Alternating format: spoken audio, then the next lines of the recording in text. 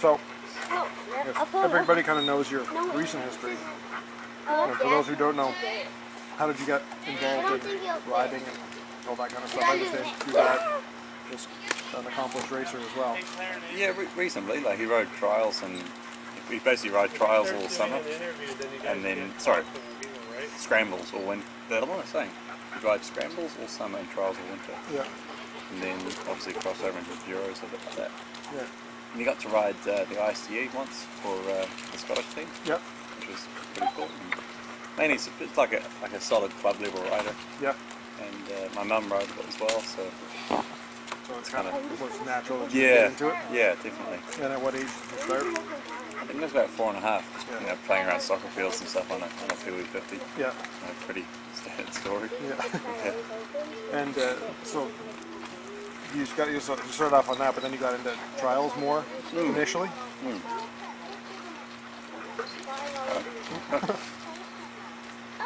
It's when my family immigrated to New Zealand from Scotland. A bit short on cash, so kind of just did trials on rattly old trials bikes. My dad could go and ride like national level trials on his old cruise. So we had like an old TY50 Yamaha, and we kind of stuck with trials, riding trials together as a family until I was about 16, 17, and kind of got a bit bored of it. Yeah. And so then you switched over to more enduro. Yeah. Okay. Yeah. Just started riding like club level enduros, and basically just from trail riding really. Like just started off trail riding with my dad, and family trail rides and that sort of thing, and then wanted to go and do the competitive version of that. Yeah. Now it seems like all the top hard enduro guys kind of have a trials background. Do you think is it even possible to have success in hard enduro without that foundation? Yeah, definitely. You think so? Yeah, 100%. Yeah. I mean, if you compare like all the top hard enduro guys, like I'm the worst trials rider by far. Yeah. I mean, I stopped riding trials competitively when I was 17, 18, and then I only really sort of got to like a club level there. But then you're competing against guys like Graham that was sort of top 4 in the world. And, yeah. I mean, it definitely helps. Like it's a huge help, but you don't have to have a trials bike to do it. Yeah. A lot of the skills and stuff are all achievable on an enduro bike. Okay. And now, the transition from trials to enduro, is it kind of like a natural thing to do? I guess because the speed levels are somewhat different. It took me a hell of a long time. Yeah. Like when I started riding my first enduros, I basically couldn't sit down. Every time I sat down in a corner, I'd crash. So I just won't do that then, and it became an even bigger problem. And I rode the first Australian 4-day enduro. It's a 4-day Australian championship. I just didn't sit down the whole time. The team manager was going spastic, and standing on the side of the specialty, sit down! No, I don't want to do that. So do you think, does a motocross background help in that respect as opposed to, say, a trials background? Yeah, definitely. I mean, for conventional sort of enduro, so the like world enduro champ sort of stuff, you're almost better to come from a motocross background these days. And then obviously the hard enduro stuff suits the guys from the trials background more. So I guess the perfect background is a bit of both. Yeah. And now, what was your first hard enduro? I didn't even discover hard enduros existed until 2007. So I was completely unaware of the sport. And after the ISTE in Taupo, and was it 2006? Yeah. The last day of 2006 Taupo was really hard. It poured with rain. I started passing past Cervantes in the bush. I was like, this is going to be awesome. And then they ended up having to cancel the day. Yeah. It was so hard, but I managed to get through on time and I was all happy, and then they cancelled the day.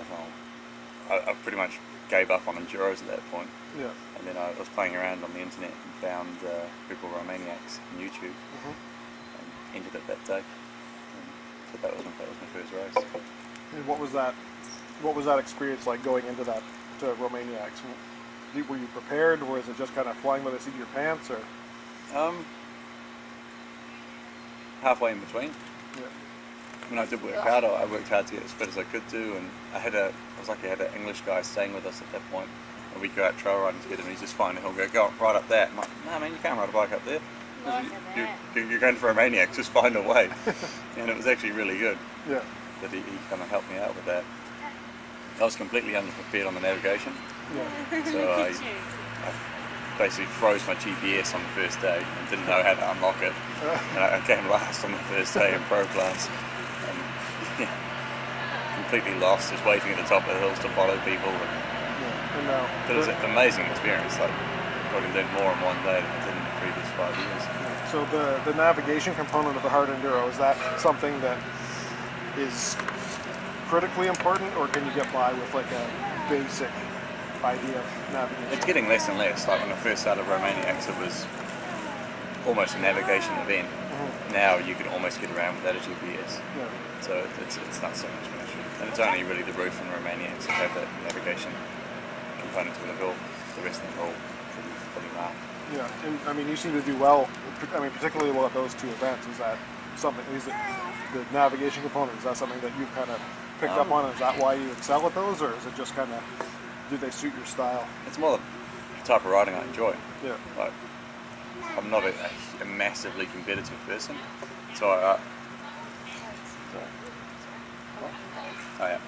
the adventure side of it really appeals to me way more than sort of running around in circles in a quarry.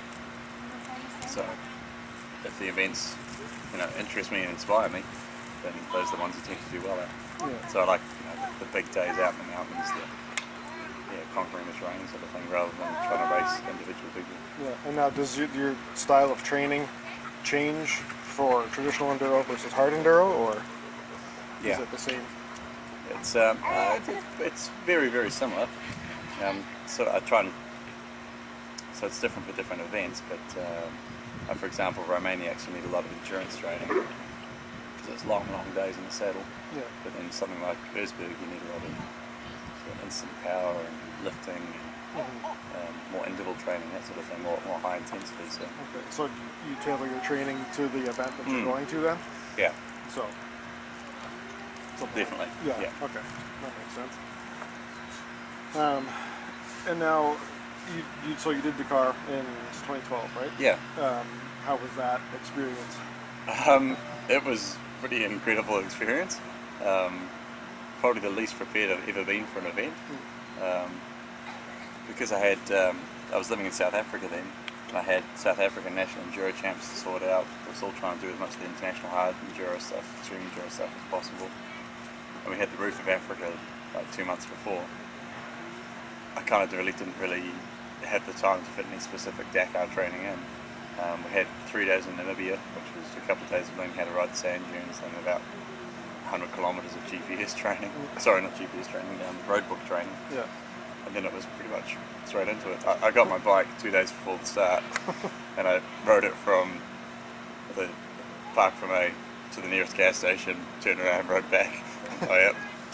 It's ready. Yeah, that feels alright. Yeah. It feels like a big heavy rally bike. I guess that's what they're supposed to feel like. And then sort of really learned to navigate on luckily there was quite a long liaison before the first off-road stage, and I pretty much learned the road book and the navigation in the first prologue.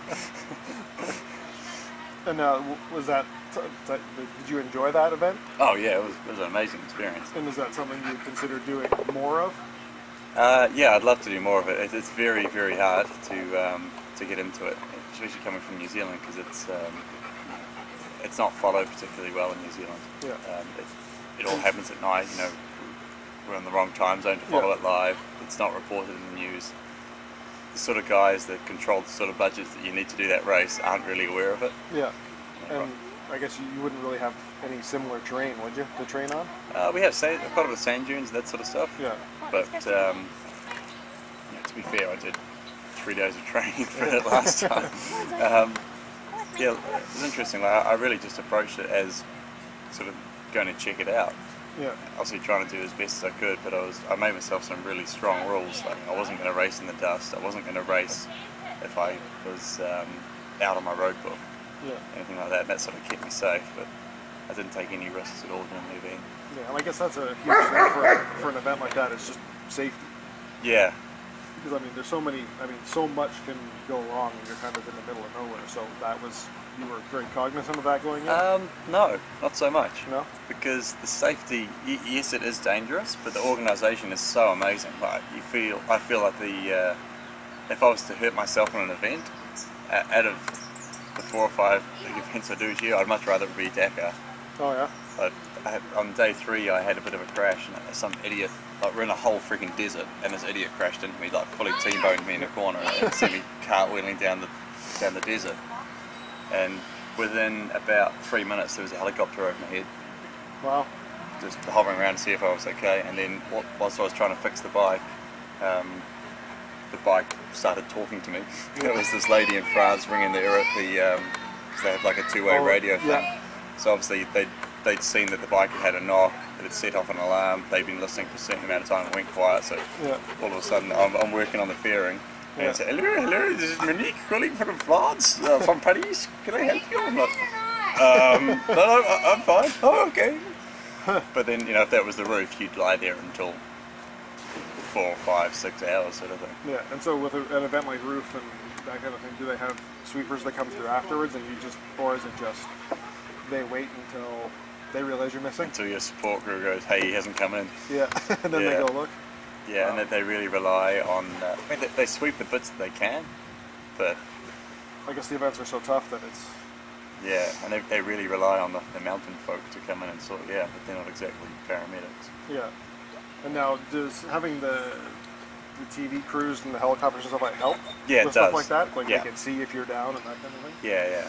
But you still got to be pretty self-reliant. So I always do those events with, I have my passport in a Ziploc bag, and I have my sat phone. So if it goes really pear-shaped, you just get me the hell out of here. Yeah. I don't want to go to hospital in situ. And so, what kind of made you move to South Africa? Was it just a change of pace, or?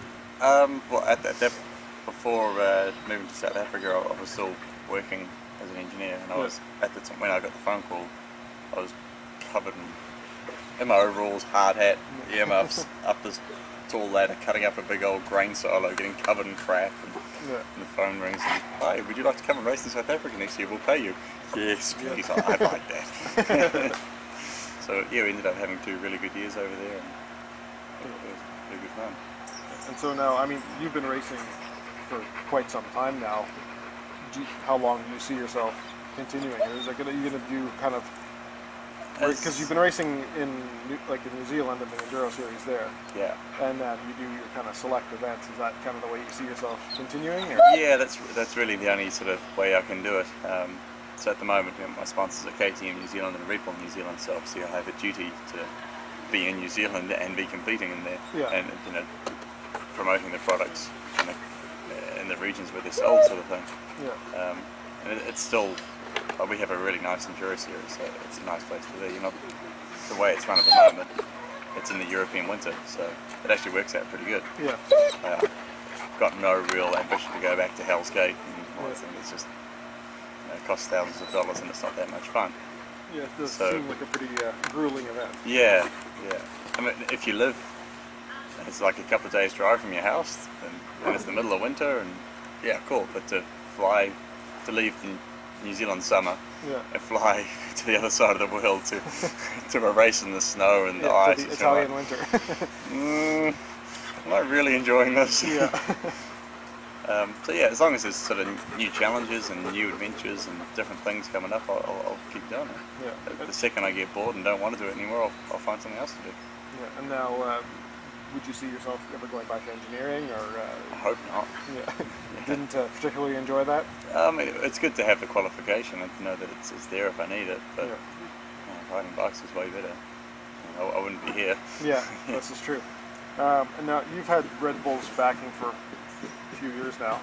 How has having Red Bull on your side kind of affected your career?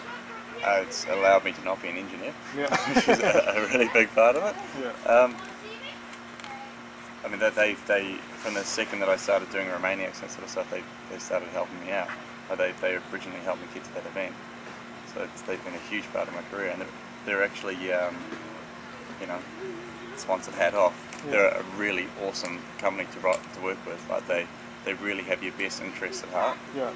Like they're not just this big, you know, monstrous energy drink company. They're well, they do seem to work well at promoting their sponsored riders and that kind of thing. Like they did that, like the video series that you did for for Enduro Cross and that kind of thing. Like it seems like they really do support the riders. Yeah, and there's a whole bunch of stuff that they do behind the scenes that no one ever sees. Yeah. They get no value promotion out of other than wanting their riders and their athletes to succeed. Yeah. Like, you know, so many companies, so many sponsors, you know, if you hurt yourself, they'll cut your contract because you can't do what you do anymore. Red Bull's more likely to give you more money to get you back on your feet and rehabilitate you to get you back doing it again. Yeah. You don't often hear of a Red Bull athlete being dumped for any real reason. No. Unless they do something particularly stupid. Yeah. They're a really, really good company to be involved with. And, they made me do this Red Bull City Scramble, which was like the coolest thing we've ever done. Yeah. You know, out of the Red Bull New Zealand's done more for the sport of enduros than the sport of enduros has done for itself in the last 5 years. We've had motorcycle racing in the middle of our biggest city twice. We've had it on our national news. You know, no one else has managed to do that. Yeah, and I mean, Red Bull's doing something similar in Calgary, an event called Rocks and Logs. Yeah, I got an invite to do that, but I couldn't make it. Yeah, so that's basically almost in the city center. Yeah. And it's, I mean, at the event you look and there's the downtown. Yeah. So it's a pretty amazing thing. Now, yes, this is your second time to Canada. Yeah. Is it? Yeah. Your first experience, was it generally a positive time here? Yeah, it was great. I mean, we were living in South Africa then, and we had like a month and a half gap in the calendar, and we were kind of sort of done all the exploring that we wanted to do. And what were we going to do for a month and a half? And we got the opportunity to come out here and had an amazing time. Yeah. It was, you know, really different riding, really fun riding, and nice, happy people, and good food and good weather. And you got to travel around and see a bit of the country too, because you were in Ontario, but then you also went out to Whistler to the bike park. Yeah, so that's like somewhere I've wanted to go since I was a kid. Yeah. Since as long as that park's been open, I've wanted to go there. Yeah, it's a pretty amazing place, isn't it? It's unreal. I probably did 3 years worth of downhill kilometres. Yeah. In New Zealand, it would have taken me 3 years to get that amount of riding in 3 days. Yeah, Whistler's an awesome place. Yeah. For that much. That's fantastic. Full of Australians though. Oh yes. Yes, Whistler for years and years and years has been full of Australians. Yeah. And so when you're here, you raced the corduroy as well. What did you think of that event, and how does it compare to more like your enduros back home? Our enduros back home are a hell of a lot easier. Yeah. It's all closed course, so it's shorter kilometres and more special test based. So I guess you could say it's more wheel enduro style. So it's all focused on the special test. With the quad's more about, you know, riding the trail, which suits me way more. That's like more what I'm about. Yeah. The guys got me pretty good. We were discussing like the week before, like, Chris, what sort of bike do you want to ride? Because they had a whole bunch of options for me. So I said, well, what's the terrain like? Well, you know, it's pretty fast flowing, you know. you really get going at times. So, okay, cool, I'll take the 500. Yeah. And I get there and it's all, you know, cut down handlebars and little bikes. Like, what is this crap? They thought it was very funny. Yeah, so, the 500 may not have been the best. It wasn't the ideal choice. I remember seeing you show off on that, and ooh, that's a unique choice. Yeah. So I think you were riding the 300 two-stroke at the time, weren't you? Back home? Yeah. Which would have been way better. Oh yeah. It was fun anyway. And so you're obviously back in Canada. What brought you back this time? Well, I got to spend quite a bit of time with Lee from Rally Connex, and we just got talking and sort of said, you know, again, we had a hole in the calendar, and I approached him as whether we could do some riding schools out here, and we put the 4 dates up, and they were sold out in like 2 or 3 days.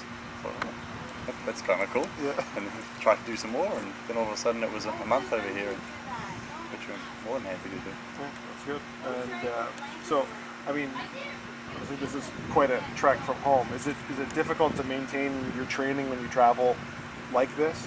And because you're so busy during the times that you're here? Yeah, in some ways it's almost better coming here because we're in New Zealand winter now, the days are really short. There's not so much opportunity for riding. So I don't see it as a negative coming here at all for the training. Oh, well, it's good then, because you don't suffer too much when you do something like this. No. And now, I mean, your wife and daughter are here with you. How important is it to you to bring your family with you on things like this? I love it. I mean, it's great. It doesn't always make it easier, but it's better. Yeah. So I can normally handle like a week.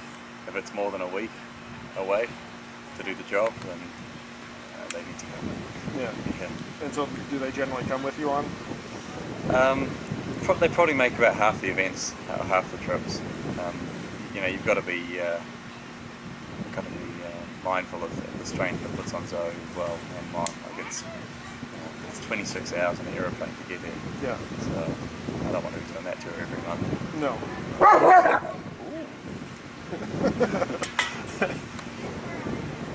But then, you know, if we're coming over here for a month, and, you know, it's worth the hassle. Yeah. And it is cool having them around. Yeah. And how much has it changed the way you train and the way you travel having Zoe now? We have a lot more stuff. Yeah. Yeah. I was pulling my hair out as to how long it took us to leave the house this morning. It hasn't really affected training at all. I mean, Mom's really supportive of that sort of thing. Yeah. I'm always try and make Zoe's bedtime 7 o'clock, so that always gives me the evening, so I can always nip off to the gym, that sort of thing. Yeah. And we're kind of lucky that, you know, whilst I have a lot of work to do, I don't have a full-time job. So I'm definitely not. It's not that I'm not busy, but everything's flexible. Everything can be changed around. So yeah, there's still always, you know, good time for training. Yeah, you're not stuck to like a 9-to-5 business job and no. having to try and train on your off time. Yeah, I've got X amount that I have to get through every week, so I can juggle it around. And if that means I end up working on bikes till 11 o'clock at night, then that frees up 3 or 4 hours in the day to go on the mountain bike, and that's no problem at all. Yeah. Pretty lucky like that. Yeah. And now, trips like this, how do you look at it as like, is it work, is it a vacation, or is it kind of somewhere in between? Yeah, I tell myself it's work. Yeah. It's working at the best job you could possibly have. Yeah. Yeah. That'd be a good way of putting it. I try not to think of it as a vacation, because when you go on vacation you slack off and put your feet up, and then it's not really conducive to getting off the couch and going for a run. Yeah. Yeah. So I try and approach it as a work trip, even though if you compare some people's vacations to this. Yeah. this is most people's vacation. Yeah. And so while you're here, how busy is your schedule? Like how, I guess, so you've got the Rally Connex riding schools, you're doing riding schools for Scora, plus you're doing the Algonquin 2-day. Is you kind of, the times between that kind of free time, or aside from training? Yeah, pretty much. Yeah. Yeah, so it's not really that hectic at all. I mean, it kind of seems hectic on paper, but then I'm here for a month and I'm essentially working for 8 days.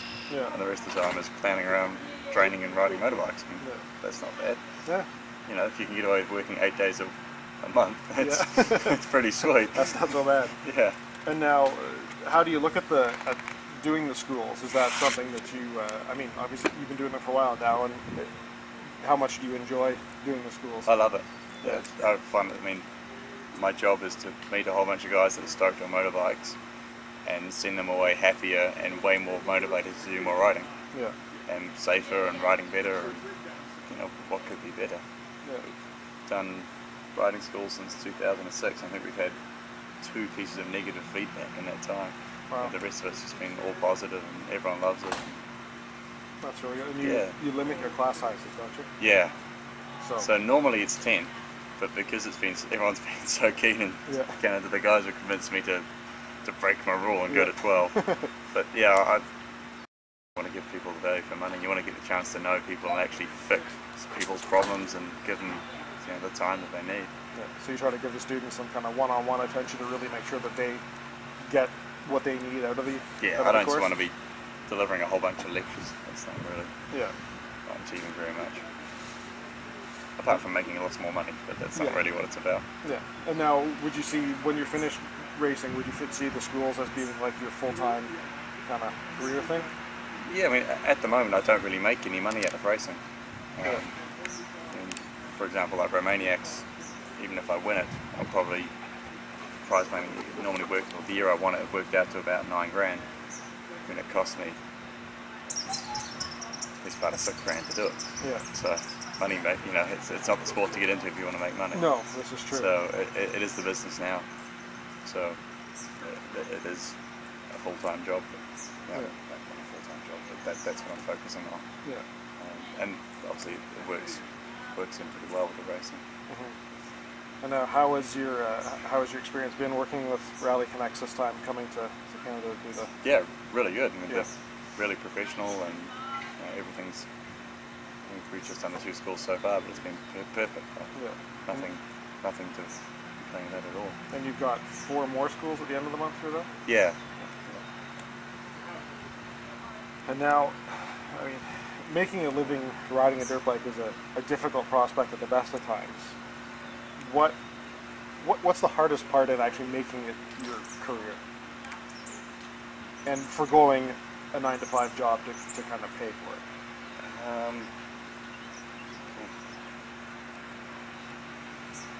When you initially make that leap to sort of not do the 9-to-5 thing, it's terrifying. I mean, I was lucky in that I got fired, and I didn't jump, I was pushed. Yeah.